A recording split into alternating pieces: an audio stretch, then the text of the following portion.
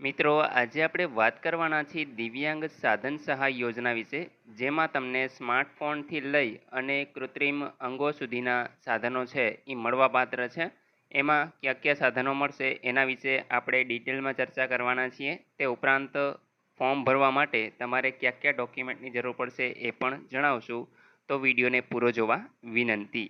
જો તમને વિડીયો ગમે તો લાઈક કરી દેજો, તમારા મિત્રો સુધી શેર કરજો અને ચેનલને સબસ્ક્રાઈબ કરી લેજો, જેથી આવી કોઈ પણ માહિતી આપ સુધી પહોંચતી રહે. તો ચાલો શરૂ કરીએ. મિત્રો, તમે જોઈ શકો છો દિવ્યાંગ સાધન સહાય યોજના.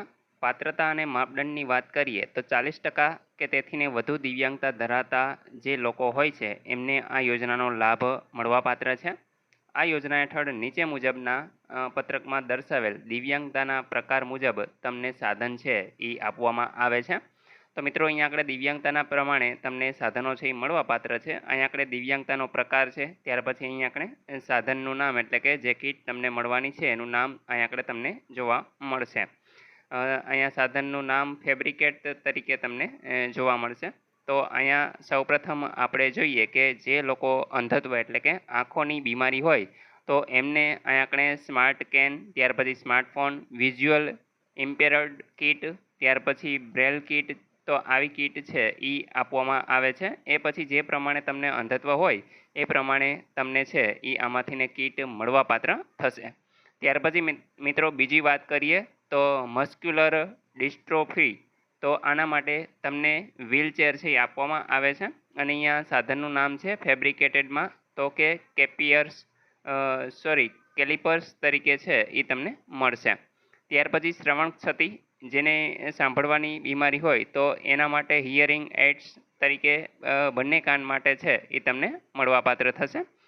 જે લોકોને ઓછી દ્રષ્ટિ હોય એટલે કે જોવામાં તકલીફ હોય તો એમને ચશ્મા આપવામાં આવે છે. બૌદ્ધિક અસમર્થતા, તો એમને મિત્રો અહીંયા કણે TLM કીટ જે ઉંમર પ્રમાણે છે એ તમને મળવાપાત્ર થશે. ત્યાર પછી છે કુષ્ઠરોગ મુક્ત વ્યક્તિ, તો એના માટે છે ADL કીટ, જેને સેલફોન પણ મળવાપાત્ર થાય છે. તો આમાં જે પ્રમાણે તમને બીમારી હશે એ પ્રમાણે મળશે.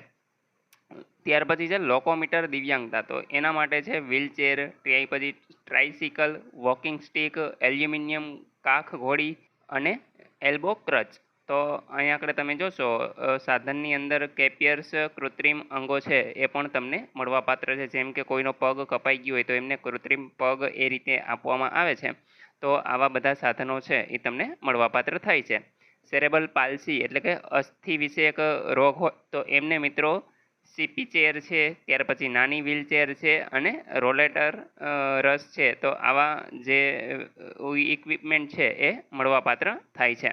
માનસિક રોગ જેમને હોય તો એમને TLM કીટ ઉંમર પ્રમાણે આપવામાં આવે છે. ત્યાર પછી મલ્ટિપલ ડિસેબિલિટી એટલે કે ઘણી બધી ખામીઓ હોય તમારા શરીરની અંદર તો એમના માટે વ્હીલચેર, ટ્રાઇસિકલ, વોકિંગ સ્ટીક, ત્યાર પછી કાખ ઘોડી, એલ્બો ક્રચ, TLM કીટ ઉંમર પ્રમાણે તમને મળવાપાત્ર થશે. અથવા તો કૃત્રિમ અંગો જો તમારા કોઈ કપાઈ ગયા હોય તો એ પણ તમને આપવામાં આવે છે.